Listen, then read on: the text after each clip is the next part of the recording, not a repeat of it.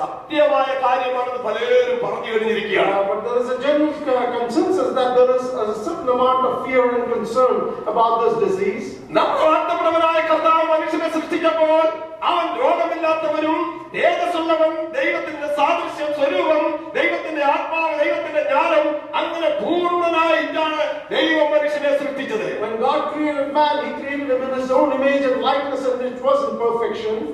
എന്നാൽ മനുഷ്യൻ പാപം ചെയ്തു കഴിഞ്ഞപ്പോൾ ഏക മനുഷ്യനാൽ പാപവും പാപത്താൽ മരണവും ലോകത്തിൽ മനുഷ്യനിലേക്ക് കടന്നു വരുവാനിടയായി. Because of sin, death came into this world. അങ്ങനെ അവനിൽ മരണവും കടന്നു വരുവാനിടയായി. And that is the reason how death came into it. അവനിലേക്ക് രോഗം കടന്നു വരുവാൻ, ശാപം കടന്നു വരുവാനിടയായി. Curse and sin and sickness came.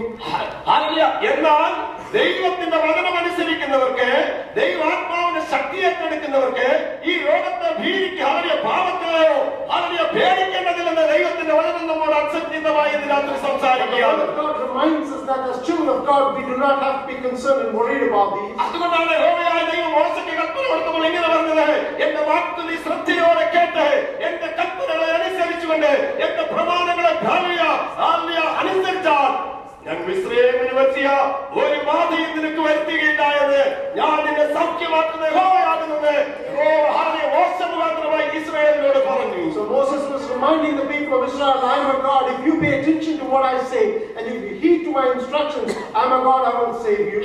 എപ്പോൾ നാം ദൈവത്തിന്റെ കൽപ്പനയും ദൈവത്തിന്റെ പ്രമാണവും അനുസരിക്കാതിരിക്കുന്നു, അപ്പോഴാണ് രോഗം നമ്മുടെ ഹൃദയത്തിലേക്ക് വരുന്നത്. When we deviate from God's plan and purpose and His word for us, that's when we are caught by sin. എല്ലാ രോഗവും പാപം മാത്രമല്ല എന്ന് നമ്മൾ പലപ്പോഴും പ്രസംഗിക്കുന്നതുവാ.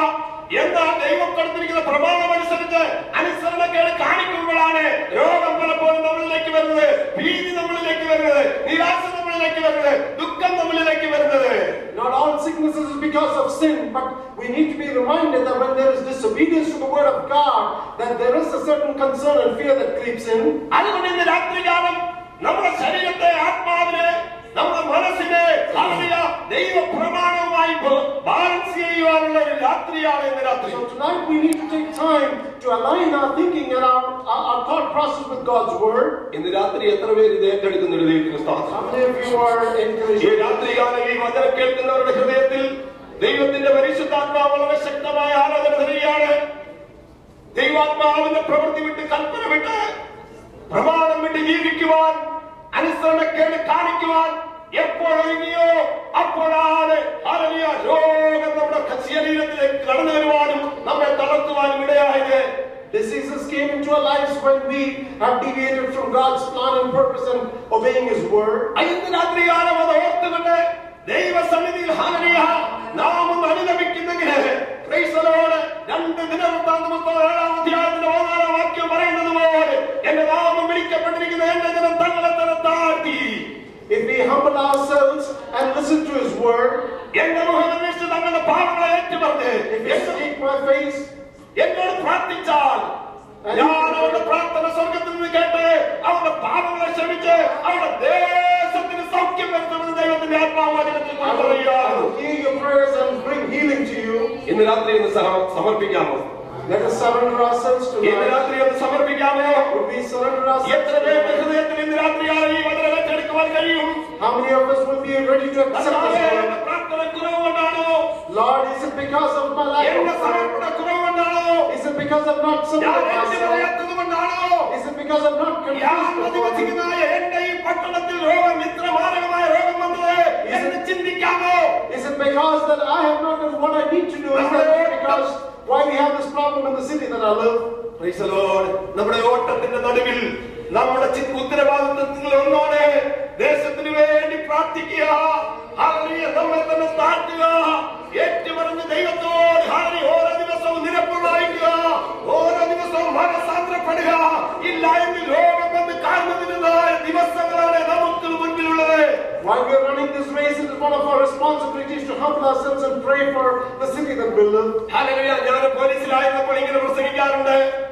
I used to be in the police force. Hallelujah. ഞാൻ പോലീസ് ഡിപ്പാർട്ട്മെന്റിൽ ജോലി ചെയ്താണ്. അപ്പോൾ കർത്താവിനോട് പറഞ്ഞു, ഈ ഹല്ലേലൂയ നിന്റെ ജോലി വിട്ട് എന്റെ കരങ്ങളിൽ നിന്ന് പൂർണ്ണമായിട്ട് ഏൽപ്പിച്ചാൽ എനിക്ക് നിന്നെ കൊണ്ട് വൻകാര്യങ്ങൾ ചെയ്യിക്കുവാൻ ആഗ്രഹമുണ്ട്. അതില് എന്ന് കർത്താവ് എന്നോട് വ്യക്തമായിട്ട് പറഞ്ഞത് ഊതി വെച്ചുകൊണ്ട് അതില് ദൈവസന്നിധിയിൽ അതില് വോളണ്ടറി റിട്ടയർമെന്റ് എടുക്കുവാൻ ദൈവം എന്നെ സഹായിച്ചു. I used to be serving in the police force, and I heard God's word very specifically directed towards me, asking me to leave my job and commit myself to full-time ministry. Police ഡിപ്പാർട്ട്മെന്റിൽ ഇരുന്നുകൊണ്ട് തന്നെ കേരളത്തിൽ പലയിടങ്ങളിലും കർത്താവിന്റെ ഭക്തമുള്ളതായ hallelujah സുവിശേഷ വേല ചെയ്ത് സഭയുടെ ചാർജ് വഹിക്കുകയും അപ്പോൾ തന്നെ കർത്താവ് എന്നെ പരസ്യമായിട്ട് പ്രസംഗിക്കുകയും ഹല്ലേലൂയ ഇങ്ങനെ ഞാൻ പറഞ്ഞിട്ടുണ്ട്, Jesus Christ is the greatest police in the world എന്ന്. While I was serving in the police department, I had a charge for a church and also used to preach. അതിന് ഞാൻ ആധാരമാക്കി എടുത്തിരുന്നതായ റെഫറൻസ് എന്ന് പറയുന്നത് പോലീസിനെ ഒരു വാക്കുണ്ട്, പോലീസ് എന്ന് പറയുന്ന ആ വാക്കിനെ എക്സ്പ്ലെയിൻ ചെയ്തുകൊണ്ട് P for polite, O for obedient, L for loyalty, I for intelligence, C for courageous, E for efficiency. ഇത്രയും യോഗ്യത, ഈ വാക്കുകളുടെ എല്ലാ അർത്ഥങ്ങളും യോഗ്യമായിട്ടുള്ള ഒരു പോലീസുകാരനോ പോലീസ് ഓഫീസറോ ഈ ലോകത്തിൽ എവിടെയെങ്കിലും ഉണ്ടോ എന്ന് വളരെ റിസർച്ച് നടത്തിയപ്പോൾ ഒരൊറ്റ വ്യക്തിയെ പോലും കാണാനില്ലെന്ന് എനിക്ക് മനസ്സിലായി. The very calling and purpose of the word police itself, it is very difficult to find any police who is complying to all those requirements or expectations. Praise the Lord. അപ്പോൾ ഞാൻ ഇങ്ങനെ പറയുവായിരുന്നു, Jesus Christ ആണ് ഏറ്റവും വലിയ പോലീസുകാരൻ എന്ന്. So I used to confess and admit that Jesus is the only true policeman and he is the greatest policeman. അന്ന് കേരളത്തിലെ ഒരു ഐജി തന്റെ സ്വരക്ഷയ്ക്ക് വേണ്ടി കൊടുത്തിരുന്നതായ റിവോൾവർ എടുത്ത് തന്റെ ഉറക്ക മുറിയില് രാത്രിയിൽ വെടിവെച്ച് ആത്മഹത്യ ചെയ്താൽ തന്നെ one of the Inspector General of Police